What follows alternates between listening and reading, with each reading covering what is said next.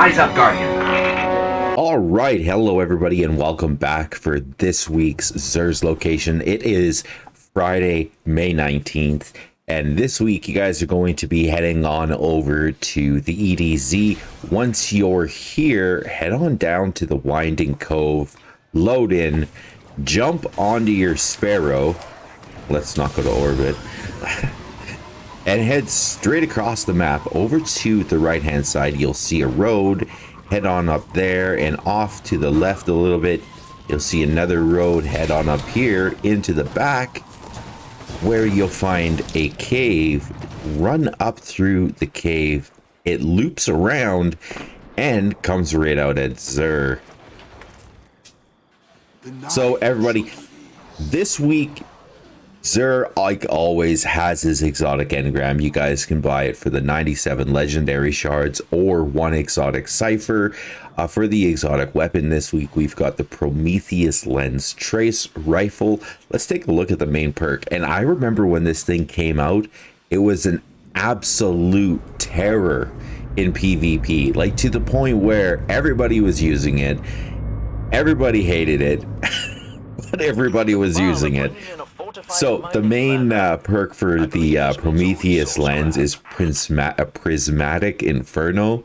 So fires a solar trace beam that creates a field of heat energy that grows as the weapon is fired. So basically it starts off small and then just gets bigger. It's actually a really decent field of energy that grows as the weapon is fired. Sustained damage applies scorch to targets. So it's another way for a weapon if you're trying to look for something to build up those scorch stacks on your targets. This would definitely work towards that. I would definitely suggest picking it up. Next up for the hunter this week, we've got the Dragon Shadow chest armor. So let's take a look at the main perk on it. So the main perk is Wraith Mail. So dodging reloads all weapons and increases both movement and weapon handling speed for a brief time. If you're looking for something that might work as well with Strand, this was one of my I wonder what other exotics would work with Strand. I come up with this one as well. So take a look at it, see what you think. If you don't have it, definitely be picking it up. For the Titans this week, we've got the MK44 stand aside leg armor.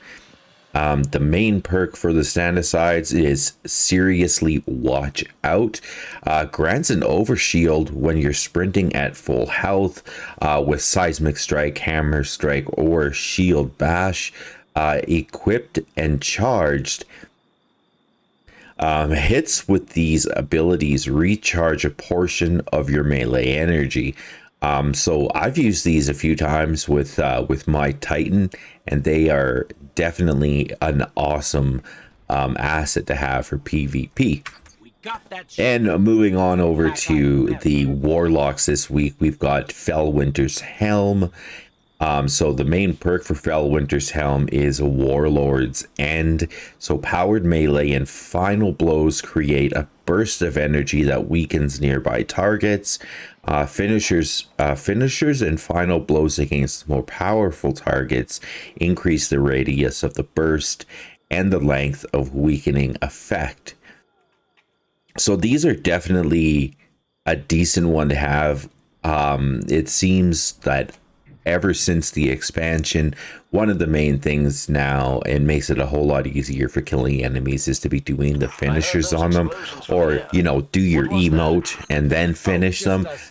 Also get some extra points. This finishers and final blows against more powerful targets increase the radius of the burst, so these will help out quite a bit. Moving on down to the legendary weapons this week, we've got the Vulpecula hand cannon with Encore and Harmony. We've got the Enigma's Straw sidearm with Zen Moment Elemental Capacitor. We've got the Thoughtless Sniper Rifle with Perpetual Motion and Snapshot Sights.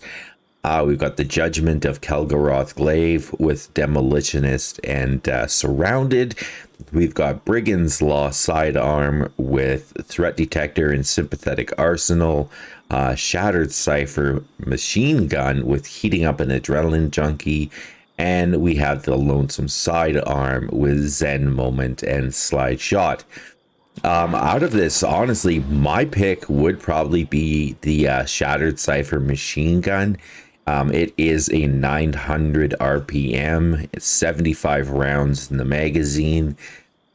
The reason is, like it said, it's got Adrenaline Junkie, so this weapon gains increased damage and handling from final blows with grenades or using this weapon. So not too terribly bad, and it would be one of my picks to use with like any void build, really.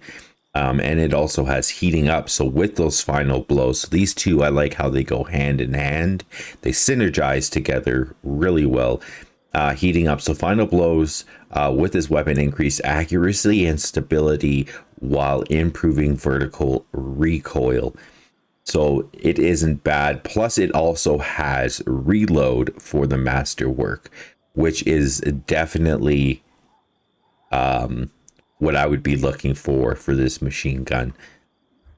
This week, I took a look at everything for the Hunter armor set. It is the Sovereign armor set, and nothing, really stuck out to me. I mean, you got the chest armor with 21 recov. The helmet is booty. You got 24 mobility if you're wanting to lean into that, but really it wasn't anything that stuck out to me. And the one that I forgot to point out before with Dragon Shadow is this thing is also rolling with that 27 discipline. To me, it is good, but it's also lower in those other aspects of this armor piece. So it's not too terribly bad, but yeah. So let's take a look at the DMT, the Dead Man's Tale Scout Rifle. This week we're rolling with Moving Target, and the main perk for the DMT is Cranial Spike. So chaining precision hits grants a bonus target acquisition and range. We've also got Short Action Stock, Moving Target, Armor Piercing Rounds, and Fluted Barrel. And moving on over to the HAWKMOON this week, we are rolling with Killing Wind. The main perk on the HAWKMOON is the Paracausal Shot. So final blows and precision hits with the HAWKMOON grant stacks of Paracausal Charge. The final round in the magazine deals bonus damage based on the number of stacks, and then stowing the HAWKMOON on the final round removes the bonus. So make sure before you're swapping weapons, you're using all of your Paracausal shots before you swap weapons. We've also got Textured Grip, Killing Wind, Alloy Magazine, and Corkscrew Rifling. Everyone, make sure you're picking up your Xenology quest and completing it throughout the week. I do believe this is the last week for Guardian games. So if you're doing any of those Guardian games events, whether it's PvP or PvE, and in this case, jumping into Gambit, you will get the Cypher completed, the Xenology quest completed throughout the week. Everyone, do me that favor, hit that subscribe button, hit the like button, leave a comment, come and join us live at youtube.com/@Starset7 Gaming. Until next week, you guys be safe and take care.